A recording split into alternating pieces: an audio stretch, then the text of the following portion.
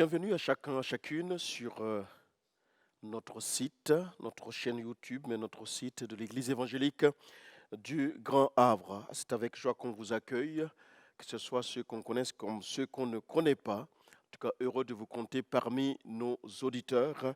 Et merci aussi pour ces différents encouragements d'une façon ou d'une autre.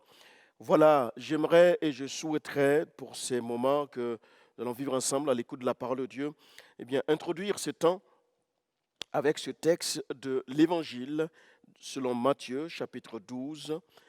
Matthieu chapitre 12, nous allons lire les versets 18 à 21. Je m'entretiens avec vous ce matin autour de ce thème, le roseau ne sera pas brisé. Le roseau ne sera pas brisé. Il se trouve peut-être que à l'écoute de cette parole, vous êtes dans une situation un peu difficile, vous traversez une période presque compliquée, ou encore vous êtes simplement à la recherche de Dieu. Matthieu 12, 18 à 21. Voici mon serviteur que j'ai choisi, mon bien-aimé en qui mon âme a pris plaisir. Je mettrai mon esprit sur lui et il annoncera la justice aux nations. Il ne contestera point, il ne criera point et personne n'entendra sa voix dans les rues. Il ne brisera point le roseau cassé et il n'éteindra point le lumignon qui fume, jusqu'à ce qu'il ait fait triompher la justice, et les nations espéreront en son nom. Amen. N'est-ce pas là un des merveilleux passages qui nous décrit si bien le ministère, le service du Christ au milieu des hommes, au milieu de l'humanité. C'est la citation du 42e chapitre du prophète Ésaïe au moment de l'exercice du ministère de guérison de Jésus-Christ pour nous donc aujourd'hui que nous retrouvons alors que Jésus n'est pas encore manifesté sur cette terre, eh bien, la description de son œuvre et de ce pourquoi il a été oint pour l'humanité. Jésus est celui que nous attendions. Dans sa douceur, dans l'expression de son amour qui nous dépasse et qui nous comble, nous avons tout reçu. Pour ceux qui sont en lui, nous avons tout reçu. Il est pour chacun de nous celui aux yeux duquel nous comptons le plus. Et comment voulez-vous qu'on puisse se taire lorsqu'on a goûté qui il est, lorsqu'on a expérimenté son amour, sa patience, sa miséricorde? Eh bien, voilà une des raisons qui fait que nous nous évertuons de sa part à proclamer la bonne nouvelle. Soyez donc au bénéfice de cette parole que, je le crois, eh bien, va vous édifier, vous fortifier. Dans ces versets de Matthieu 12, nous sommes définis et décrits par l'image d'un simple roseau cassé ou encore d'un lumignon fumant. En réalité, qu'est-ce que la vie d'un homme, cher ami? Nous ne sommes que faiblesse. Et vous avez sûrement remarqué, nous ne sommes que fragilité, inconstance, et notre vie n'est qu'une vanité lorsqu'elle est vécue loin de Dieu, Dieu le Créateur. Nous courons après la satisfaction de nos désirs et lorsque nous atteignons l'objet tant convoité, nous sommes toujours aussi insatisfaits. Rien dans ce monde ne peut combler, ne peut remplir nos cœurs. Notre destinée, c'est d'être à la poursuite d'une chose dont nous savons pertinemment qu'elle ne contentera jamais nos vies. Ce que nous appelons poursuite n'est devant Dieu que fuite. Nous croyons poursuivre des buts, mais en réalité, nous fuyons Dieu. Pourtant, la seule source qui puisse nous remplir de façon constante, c'est celle qui coule librement du cœur de Dieu. Et c'est l'apôtre Paul qui le décrit dans le livre de Romains, Romains chapitre 15 au verset 13, que le Dieu de l'espérance vous remplisse de toute joie et de toute paix dans la foi pour que vous abondiez en espérance par la puissance du Saint-Esprit. Est-ce un abus si je venais à prononcer et à proclamer ceci? Ta vie est semblable à un roseau. Le roseau est une plante qui pousse dans les marécages, dans les zones humides et plus particulièrement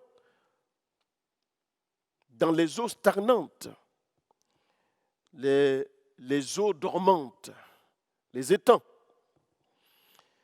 N'est-ce pas là une définition même de l'endroit dans lequel nous évoluions jadis pour ceux qui sont en Christ et que peut-être, cher ami, vous évoluez quand vous faites ce parallélisme. Votre vie est comme arrêtée, comme ces roseaux plongés dans des eaux stagnantes, des eaux dormantes, saumâtres. Je ne sais pas si vous êtes un lecteur assidu de la parole, mais Bildad de Shuach, pour exprimer à Job la réalité de la fragilité de la vie et les conséquences qui produisent sur nous l'environnement dans lequel nous évoluons, il dira, donc dans Job 8, versets 11 à 12, le jonc, donc le roseau, croît-il sans marais? Le roseau croît-il sans humidité?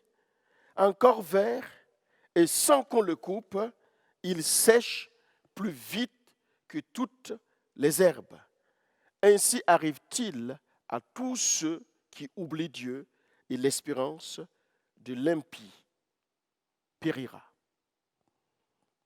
Oui, nous sommes comme un roseau qui tire du marais tout ce dont il pense avoir besoin.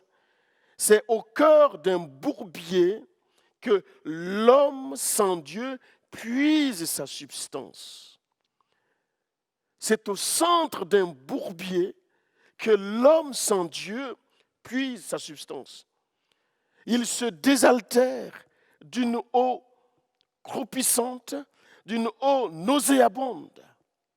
Il plante ses racines dans un sol sans consistance, ce qui le force à se plier à tous les vents pour ne pas être déraciné.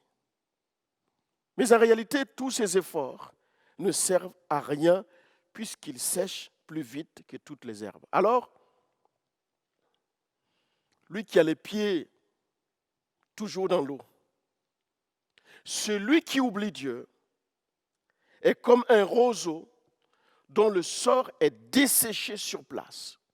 Quel espoir peut-on placer dans un roseau avec une telle destinée? Alors, il me semble important de prêter attention à ce que le Seigneur dit et pense par rapport à cette réalité. Avez-vous déjà essayé de couper un roseau? Il est dur à l'extérieur, mais le comble, c'est qu'il est creux à l'intérieur. Le roseau doit alors compenser le fait d'être creux par celui d'endurcir sa périphérie, l'extérieur. Ce n'est pas simple d'être un roseau. Les gens les plus durs en apparence, ne sont-ils pas ainsi? Durs à l'extérieur et parfois creux à l'intérieur.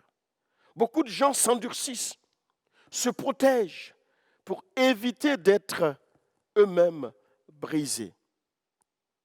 Mais j'aimerais vous dire une chose. Si la rigidité de l'extérieur n'est plus ou n'est pas à prouver, le vide à l'intérieur est bien visible dès que le vent souffle. Un seul coup de vent et l'ensemble des roseaux du marais se plient dans le même sens. Quand j'écoute les médias au sujet de cette traversée difficile que connaissent nos nations et en particulier notre pays, la France, j'ai comme l'impression que le Covid en est la raison de tous nos maux. Comme si tout allait bien avant le Covid. Non. L'extérieur peut-être, mais l'intérieur. N'est-ce pas que cette situation dramatique, et avec respect par rapport aux familles qui ont connu ces temps de souffrance, de deuil, n'est-ce pas que ça a été comme une révélation d'une vie creuse, d'une vie menée sans Dieu, où Dieu a été oublié, où toute une nation a mis Dieu de côté, et peut-être vous y compris. Mais la bonne nouvelle en ce jour, c'est que ce n'est pas trop tard. Quand le vent souffle, le roseau ne cherche pas à résister. Il préfère se courber. Je me souviens de ce temps où j'ai pu visiter une personne malade à l'hôpital. Voulu par son compagnon, cette personne, au soir de sa vie, alors qu'elle a lutté contre Dieu, elle a refusé les directives de Dieu, finit par accepter la présence d'un serviteur, d'où je fus sollicité. Et au seuil de son lit, Monsieur, me dira-t-elle, tout ce que vous venez de me dire, tout ce que je viens d'entendre, j'ai entendu tout au long de ma vie. Mais même au sein de mon épreuve, j'ai choisi de ne pas accepter Jésus. Quel drame! Quelle souffrance! Oui, parce que quelquefois, on pense que c'est au sein de la souffrance que l'être humain pourrait se tourner. Je bénis Dieu pour ceux qui, au milieu de la souffrance, ont su lever les yeux pour regarder et considérer l'œuvre de la croix. Mais beaucoup sont ceux encore qui, même au sein de la souffrance, ne veulent pas entendre parler de Dieu, ou confondent Dieu, mélangent Dieu avec la religion et tout ce qui s'ensuit. L'apôtre Paul dira dans Éphésiens chapitre 4, verset 14, que ces gens sont comme des enfants flottants et emportés à tout vent de doctrine par la tromperie des hommes, par leur ruse dans les moyens de séduction. Paul nous révèle dans ce verset quel est le niveau, enfin, quel est le mauvais vent qui souffle sur le marais. L'apôtre Jacques, lui, va révéler pourquoi le roseau se plie. Dans Jacques 1,6, la partie B du verset dit « Car celui qui doute est semblable au flot de la mer, agité par le vent et poussé de côté et d'autre. » La foi, voilà ce qui peut remplir un roseau. Que tu es, que je suis. La foi en Jésus est celle qui remplit le creux ou le vide. Tu as pu constater avec moi depuis ces quelques lignes, depuis ces quelques minutes, que l'homme n'est rien. L'homme n'est que fragilité. Je ne sais pas si vous êtes sportif, mais nous avons appris, tant dans un autre pays que dans notre pays cette semaine, la semaine dernière, la disparition brutale d'un rugbyman à son âge, même pas 50 ans. L'homme est fragile. L'homme est fragile, vous y compris. Et rien ne peut combler cette fragilité sans l'auteur de celui qui vous a créé. Vous n'êtes pas le résultat d'un hasard, vous n'êtes pas le résultat d'un Big Bang, vous n'êtes pas tombé de nulle part. Vous êtes conçu dans la pensée de Dieu, vous êtes né par la volonté de Dieu. Il est l'auteur de la vie. Sans la foi, nous sommes creux, vides et même influençables au sens le plus mauvais du terme. Nous tombons dans les compromis. Nous nous accommodons de toute situation et nous tentons d'être en harmonie avec ce qui sonne faux. On peut paraître rigide, être un homme ou une femme de principe, mais à l'intérieur, c'est creux.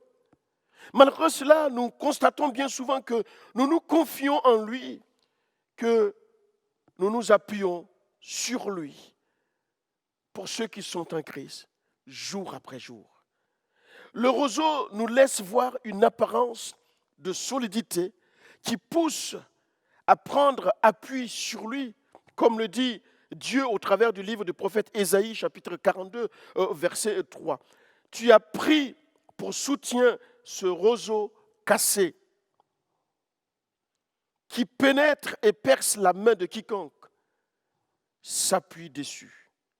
Tel est Pharaon, roi d'Égypte, pour ceux qui se confient en lui. Mon ami, ne t'appuie pas sur tes propres connaissances. Ne t'appuie pas sur toi-même, mais sur Dieu seul.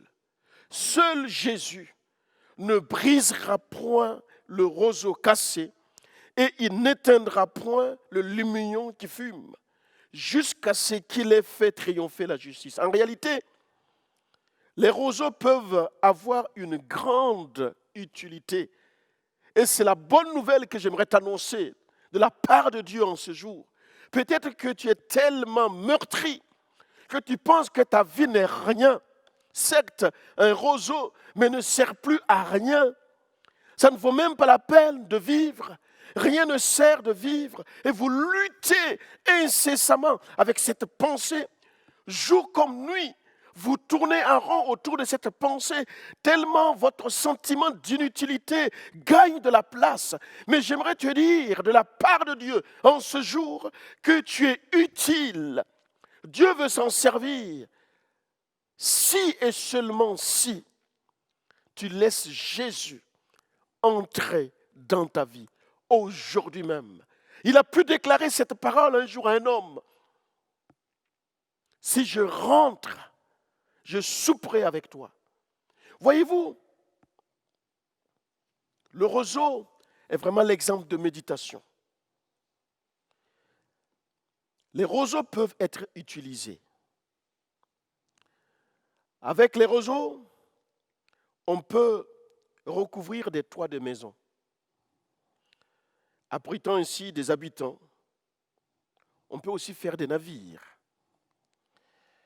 Pour cela, il faut les assembler, les lier les uns avec les autres, comme le fit Jochebed pour la petite caisse qu'elle a confectionnée, dans laquelle elle plaça le petit enfant Moïse, son bébé.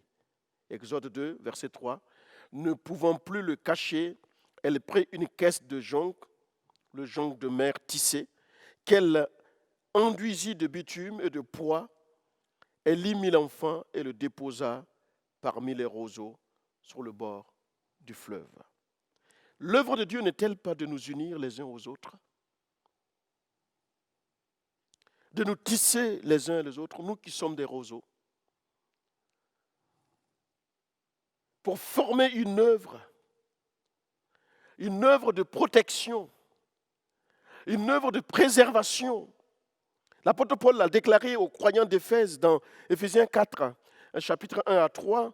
Je vous exhorte donc, moi, le prisonnier dans le Seigneur, à marcher d'une manière digne de la vocation qui vous a été adressée, en toute humilité et douceur, avec patience, vous supportant les uns les autres avec amour, vous efforçant de conserver l'unité de l'esprit par le lien de la paix. L'Esprit de Dieu a une unité. Un roseau pour mesurer. Et vous le savez, dans le livre de la Révélation, donc Apocalypse chapitre 21, versets 15 à 16, celui qui me parlait avait pour mesure un roseau d'or, afin de mesurer la ville, ses portes et ses murailles. La ville avait la forme d'un carré et sa longueur était égale à sa largeur. Il mesura la ville avec le roseau et trouva 12 000 stades. La longueur, la largeur et la hauteur en étaient égales. Un détail ne vous a certainement pas échappé. Le roseau, dans ce texte, est en or, couvert d'or. Quel changement! Ce qui au commencement n'était qu'une herbe de marécage qui sèche vite, va devenir dans l'éternité un instrument en or servant à mesurer. Voilà notre valeur éternelle. Si Christ rentre dans ta vie, voilà ta destinée, voilà ce qui est projeté, voilà les plans de Dieu, les projets de Dieu pour toi, des projets de paix et non de malheur. Ton souci, cher ami, c'est que tu as tout centré sur cette vie terrestre. Or, tout passe, tout va passer, mais la parole de Dieu demeure éternellement. Or, la parole, c'est la personne de Jésus. Et pour demeurer avec Jésus, il te faut accepter Jésus. Comment accepter Jésus sinon que de reconnaître que tu as désobéi, tu as vécu sans lui, tu l'as mis de côté, tu ne l'as pas considéré, tu l'as dédaigné. En reconnaissant cela, tu rentres dans la repentance et tu lui demandes pardon. Le pardon, ce n'est pas devant un pasteur ou un homme religieux quelconque. Non. Le pardon, c'est entre toi et Dieu, dans ta chambre, dans ton séjour, à côté de ton smartphone. Humilie-toi, demande pardon. Et tu verras que la vie qui paraît et la vie réelle en toi, eh bien, il y aura un véritable changement. Un véritable changement. Ta vie est un roseau, ballotté par tout vent de doctrine, ballotté par les réalités de la vie. Laisse-moi te dire que de ce roseau, les desseins de Dieu peuvent s'accomplir avec toi et pour toi. Prends courage et reconnais Jésus comme ton sauveur personnel. Et si tes paroles t'ont touché, si tes paroles ont fait du bien à ton âme, cherche à aller plus loin. Engage-toi avec lui. Cherche à être rassemblé avec les autres roseaux. Parce que la destinée finale, c'est d'en faire un instrument en or pour une mesure que Dieu seul pourrait utiliser. Fortifie-toi et reste attaché aux choses de Dieu. Sois béni. Bon week-end et à très bientôt.